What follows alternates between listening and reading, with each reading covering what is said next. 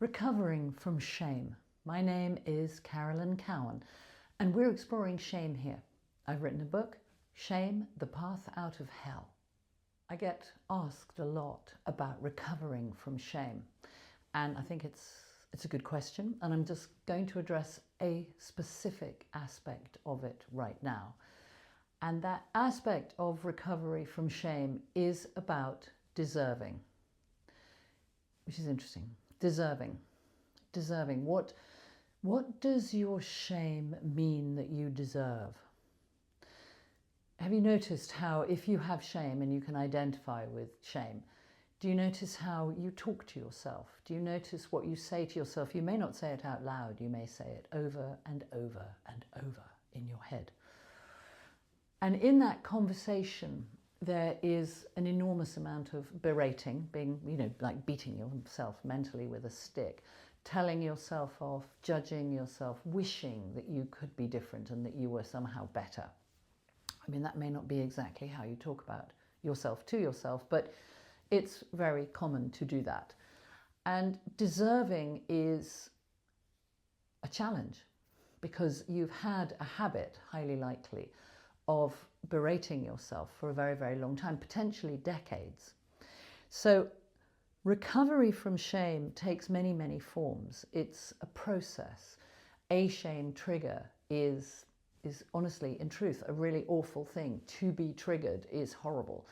And to go into a shame spiral, as I've said before, it can last weeks. It can trigger all kinds of things: addictions, eating disorders, sugar, monumental issues. It can really lead you into losing your way for a bit until you rebalance and come out of it. A shame trigger can last for a short time. It depends on how well you manage yourself. I always come back to it's your brain, it's your mind, it's your body. And I think one of the interesting things about shame is we hold it very, very sacred. We hold it as a sacred thing deep inside ourselves. And so it interferes with our sense of divinity. There's a question I ask quite a lot in class. Does your shame interfere with your sense of divinity? So therefore, does your shame mean that you don't deserve to be loved by whatever faith you have or whatever it is you believe in? Does somehow your shame get in the way of that relationship? It's a valid question. And I think that the safety mechanisms, the creative adjustments, the disorders, they're all the same thing. Whatever disorders that you have are coping mechanisms to manage the fear that the shame brings with it. Whether it's acting out in alcohol or self-harming or absolutely hating yourself, they're all forms of fear. And the fear is a very interesting thing because the fear keeps your brain, again, notice that separation, brain, mind, body. The fear keeps your brain in a state, and your mind and your body, in a state of desperately trying to find safety. Because, as I've said before, you don't trust yourself, you don't trust the other, you don't trust the universe. The universe is not a beneficent place. It does not have goodwill for you. I think it's difficult, how do you move through the world if you don't trust? And of course, if your brain is wired, your amygdala is wired to endlessly search for safety, then you're scanning your phone, you're watching the news, you're gorging on violent television, and you're constantly creating this lack of safety. So if I then start a conversation with you about deserving, what does that look like? How do you begin to deserve? And so the act of coming out of shame is always counterintuitive. Your shame is something that, on one level, what created the shame will be profane, but on another level, the shame is also a sacred thing to you because it's creating this loop of hating how you feel. I've talked about that in another video. So recovery from shame is really rooted in deserving. Deserving, first of all, I think, a better conversation with the universe. How do you talk to the universe? Now, the universe, I say the universe, I don't know what you believe in. Maybe you believe in a big external God, maybe you're an atheist, maybe you don't have a belief system, but equally, shame is a very biblical emotion. Even if you don't believe in the Bible and you're not Christian, it is. It's to do with the fracturing of the internal felt sense of self. Felt sense of self is where your body, your brain and your mind are all interplaying all the time. So it's counterintuitive to begin to deserve. And I think that to begin to deserve is something that you take gently, because it goes against the grain, your grain, the way that you rub all the time and continuously basically reset your shame by having a tall dark history that you haven't explored, having your disorders, and then hating how that makes you feel. And so you're looping all the time. Longer video, I've talked about that before. So bringing yourself into the recovery process of shame is taking gentle steps towards deserving. Now, you could deserve loads of sugar, you could deserve double cream in your coffee, you could have anything you want, but the art really is to notice, are you making decisions for life and health?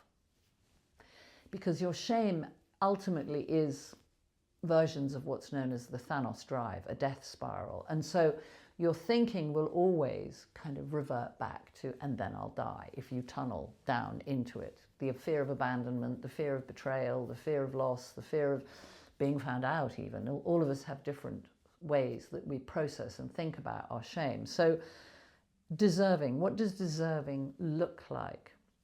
One thing to notice might be that, I talked about this before, if you have an eating disorder, let's say you have a gorging or a binging eating disorder, that really is not deserving, because of course, highly likely you will hate some part of your body or maybe all of your body. So you're using the not deserving to gorge and binge, which keeps your body in a state that you don't agree with or like or feel uncomfortable with.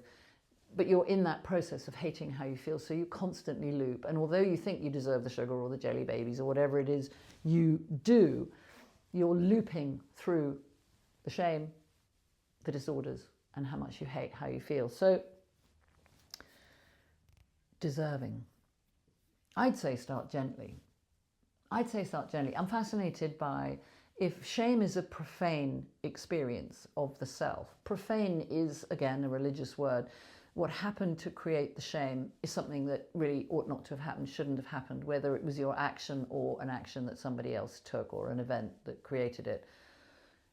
And so part of the deserving is to create the sacred. Now, what could that look like for you? What could be sacred to you? It might be making an altar. It might be, I think let's go into changing your dialogue with the universe. What is your dialogue with the universe? If your dialogue with the universe is constantly negative, so I hate, I disagree, I don't like, I am judging, I am jealous, I'm abandoned, I'm fearful, the world is a frightening place, literally the universe, who I define as a she, will literally listen to that, and you get a very different version of your life, which reinforces your notion that you don't deserve. So we could agree, shall we agree, 40 days of I love my life. It's a very interesting practice. I've been doing it for years. I love my life. My life loves me. It's a constant dialogue with the universe, putting out an energy field. So what would that be like? If you think about, literally, every time you notice your thinking has gone off, you literally stop it by saying, I love my life. That's interesting. What's that like? I love my life. Okay, what are the good bits? You could make a list. What are the good bits today? What are the good bits in the bigger picture? My life loves me.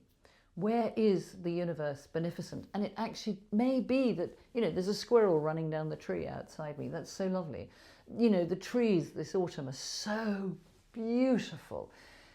And the marvelous thing about the universe is that every single day she comes back and does it again, and you get another go at resetting how the universe shows up within you and out there. Every single day you get to do it differently. And so deserving is this very gentle process of maybe noticing. The moment that your thinking goes off, let's imagine, I don't know, you're looking at social media and you've gone into compare and despair. If you don't catch that moment, your brain will tunnel into feeling unsafe. You will find that you think about compare and despair, then you go into a whole story, I'm staying with the body, about how much you hate your body, and then you think, oh God, I really want some chocolate, and there we are. And then from there, who knows what you might think. You could go, and so then you start looking for things, you might look at the news, you might have financial fears, so you go onto your banking. I don't know what you do, only you know what you do. But the art is catch it.